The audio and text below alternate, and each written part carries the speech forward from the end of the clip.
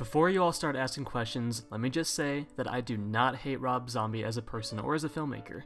I actually respect the fact that he's created his own brand of filmmaking with films like The Devil's Rejects and The Lords of Salem. He has a very grungy style that is unique and wholly his own, but my god! He also directed what happens to be the bane of my movie-going experience, Halloween 2. Welcome to another episode of Worst Horror Sequels. I'm your host, Joshua, just some schlub who loves all things horror.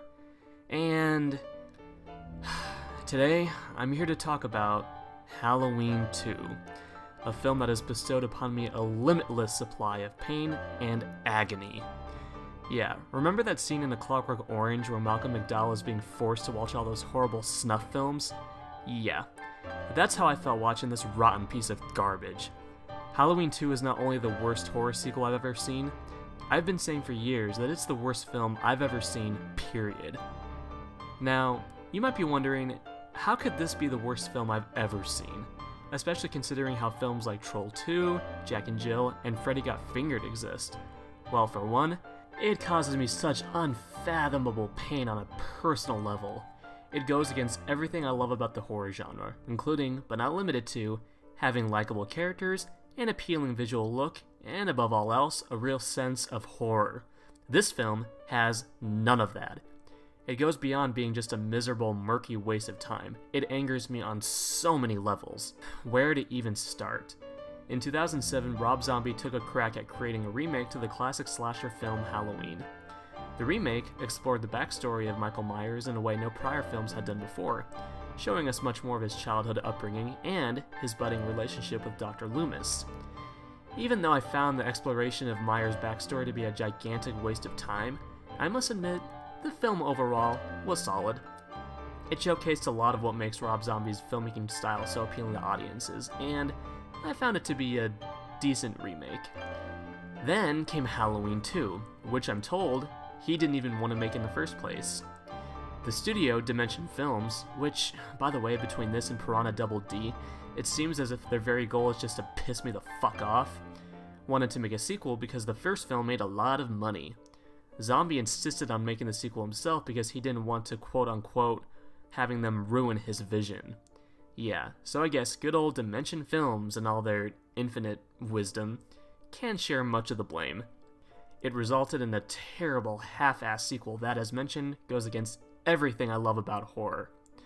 Right off the bat, the first 20 or so minutes of this film are groan-worthy. Why, you may ask? Because it's one elongated dream sequence. It drags out for so long that you can't help but wonder if Zombie's main purpose was just to pad the runtime. Other horror films in the past, like Aliens, contain dream sequences, but they were never nearly as long. And guess what? They served as a relevant means to get the exposition out of the way. This entire opening sequence is overlong and contains, among many other problems, murky cinematography, amateur editing, and visionless direction. Now, let's get to the main characters. Holy shit, these are some of the most insufferable characters I've ever seen in the film. The lead girl, Laurie Strode, is suffering post-traumatic stress from her previous encounter with Michael Myers. Yeah, I get it. You want to make her a damaged character. Here's the thing though. She comes across more like a spoiled, rotten party girl who doesn't contain even a sliver of decency. She treats everyone in the film like crap and is instantly unlikable. The same can be said about Dr. Loomis, played again by the great Malcolm McDowell. Whereas in the previous film he was a kind, caring doctor, here, he is more of an asshole wannabe celebrity whose main motivation throughout the film is to get more popular through his book sales. So, yeah, these are the people we're supposed to be rooting for. Don't you just want to see them make it out alive by the end? The look of this film is just plain ugly. As stated, I am a fan of Zombie's grungy grindhouse visual style, but here, there's almost nothing visually pleasing to the senses. Many scenes are underlit and look like absolute trash.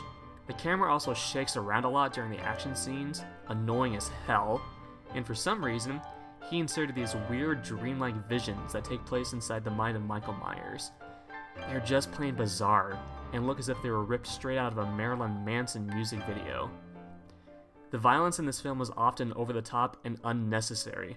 Now, don't get me wrong, I can enjoy films with high levels of gore like Peter Jackson's Dead Alive, but there has to be some artistic reasoning behind all the bloodshed.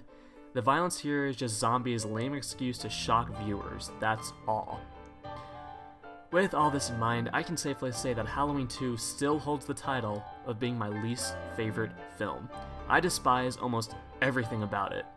Now technically, there may be worse films out there, like Troll 2, but most of them can provide me with some level of entertainment. This film certainly doesn't. Above all, it leaves me feeling depressed. Lastly, I'll just say that I am quite excited about the Blumhouse sequel we're getting later this year. Can't be any worse than this shitstorm.